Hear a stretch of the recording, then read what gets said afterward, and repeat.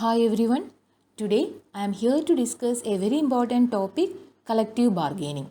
Its meaning, types, advantages, disadvantages, importance, etc. Collective bargaining means negotiation. To understand that, I will tell you an example. You are demanding something from your parents, like a new phone or a new bike. Or your parents will say, once you score good marks, then they are ready to purchase that for you. Here, parents are demanding and you are accepting. Another example is like you are going to a market to purchase fruits. There the sellers is saying to you like for 1 kg apple 200 rupees. What you will do then? Next you will bargain with him. For 150 rupees you are ready to purchase that. Just like in an organization too, employees bargain with their employers on matters like salary, working hours, perks, incentives, benefits, etc. Thus, collective bargaining is a negotiation process in which a group of workers, often represented by a labor union, chooses a representative to advocate for better terms of the employment. This concept was widely accepted and used in other countries very earlier for solving industrial disputes. In India, collective bargaining as a method of settling industrial disputes is comparatively of recent origin. The Industrial Disputes Act 1947 seeks to achieve social justice based on collective bargaining. There are different stages for collective bargaining. The first one is preparatory phase, then comes discussion phase, then proposal phase, bargaining phase, settlement phase, then formalizing the agreement, then comes enforcing the agreement. The first one is preparatory phase.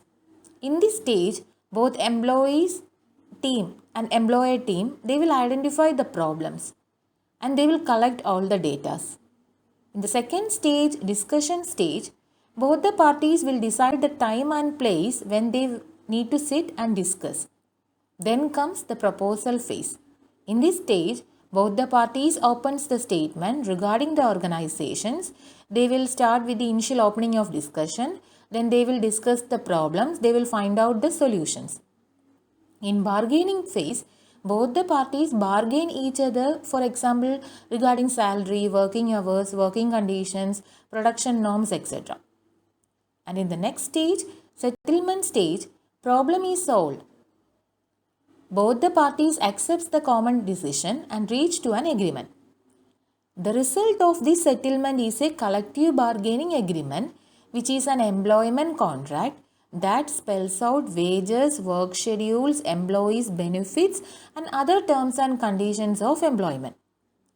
Then comes formalizing the agreement. In this stage, what is happening like they will prepare a written agreement regarding what happened in all these phases and both the parties will sign in that agreement. And after that, enforcing the agreement. Once the agreement is made, the very next step is to implement the agreement.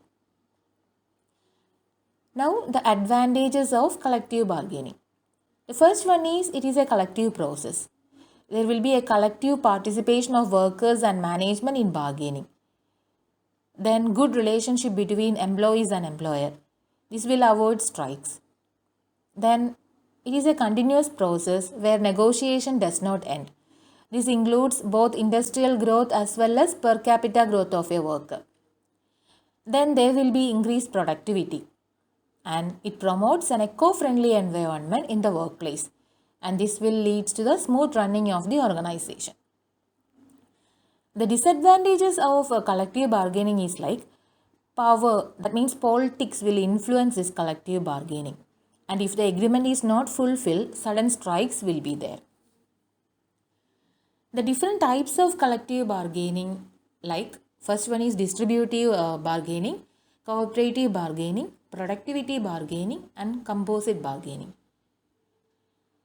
This collective bargaining is giving importance at 3 levels. The first is importance to employees, importance to employers, and importance to society. It will give a self-respect for the employees. It strengthens the power of the trade union. and management cannot take a unilateral decision. And why it is important for employers, like it is easier for the management to resolve the issues at the preventive levels, and it reduces the gap between top and bottom levels in the management hierarchy. And why it is important to society, because it leads to industrial peace in society. It controls the exploitation of the workers from the management side.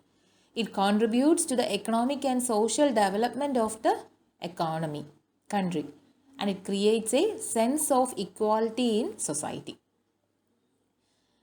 Thus, collective bargaining is considered the best possible method, because in this, the disputants themselves sit together and settle their disputes harmoniously and decently.